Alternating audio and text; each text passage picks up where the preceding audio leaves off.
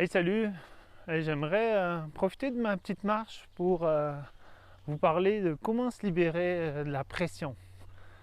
Je pense qu'aujourd'hui, peut-être qu'on est de plus en plus sous pression. Déjà avec la société, hein, ça va de plus en plus vite, avec de plus en plus d'exigences.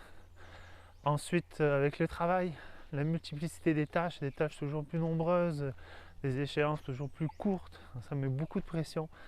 Mais aussi par le fait de se comparer. Je pense que la pression intérieure qu'on peut se donner en se comparant, euh, personnellement, je pense que c'est la pire. En tout cas, moi, quand ça m'arrive, je trouve ça très très douloureux. Lorsque je me compare, ben, c'est cette tendance à se dévaloriser et à rentrer dans le doute de soi, le doute de ce qu'on fait et la perte de confiance. Ça va avec, ça, ça diminue fortement notre confiance. À partir de là, je pense que pour retrouver de l'enthousiasme, de la motivation dans ce qu'on fait, pour passer à l'action beaucoup plus facilement et retrouver la confiance, et bien tout simplement, c'est de dire stop à la comparaison, c'est de s'arrêter de se comparer. Sauf que vous pouvez me dire, mais se comparer c'est naturel. Oui, c'est naturel, c'est bénéfique aussi, parce que c'est ce qui me permet aussi d'avancer, de progresser. La compétition, c'est un mode basé sur la comparaison, donc ça a son bénéfice, mais ça a aussi l'inverse, ça a aussi son point douloureux, hein, et qui est la dévalorisation de soi. Et c'est sûr que c'est naturel parce que c'est un peu notre éducation avec l'école, hein. Si on regarde à l'école, on s'est comparé avec nos notes, les évaluations, les classements, les moyennes.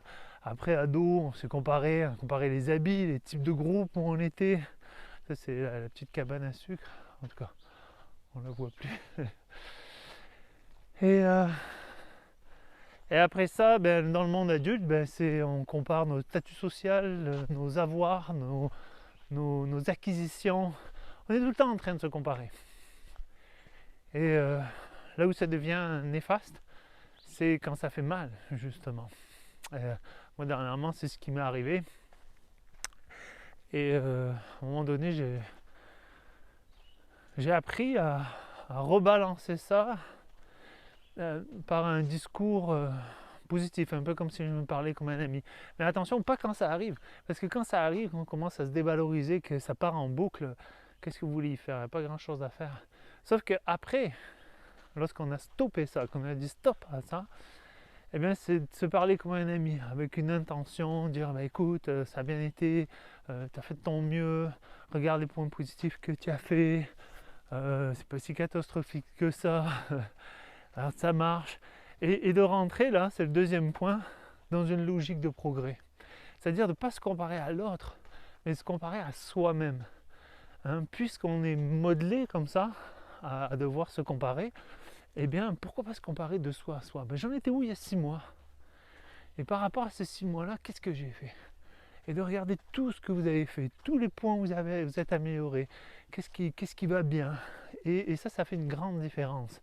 Ça vous permet de vous recentrer sur l'essentiel et de voir, ben, écoute, dans les 3 prochains mois où je veux être et quelles sont les plus petites actions que je peux poser et aller dans ce sens-là. Donc, un, se parler comme un ami. Deux, rentrer dans une logique de progrès, ne se comparer seulement soi à soi. Et trois, qui me paraît essentiel, c'est se rappeler qu'on n'est pas ce qu'on fait. Se rappeler qu'on n'est pas nos résultats. Qu'on est, tout simplement. Et pour ça, c'est prendre le temps parfois, c'est ça, de faire une petite balade dans le bois, une petite balade en forêt, faire une introspection et se reconnecter à ce sentiment intuitif, hein, d'être simplement, un sentiment d'être au-delà de tout ça. Et que, quoi qu'il arrive, ce sentiment d'être a toujours été là, il sera toujours là.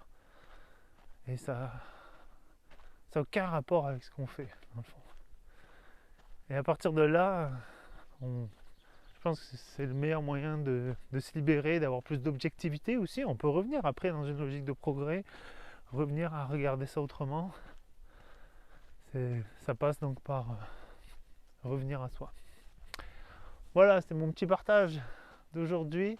J'espère que ça vous a apporté de la valeur. J'espère que ça vous a aidé. Si vous aussi, vous avez peut-être tendance à vous comparer. Si vous pensez que ça peut aider quelqu'un, eh bien, partagez cette vidéo, mettez un like, mettez-moi un commentaire si ça vous a aidé. Quel est le point qui a été le plus important pour vous. Et si vous n'êtes pas abonné, si vous voulez rester au courant, bien, abonnez-vous. Salut!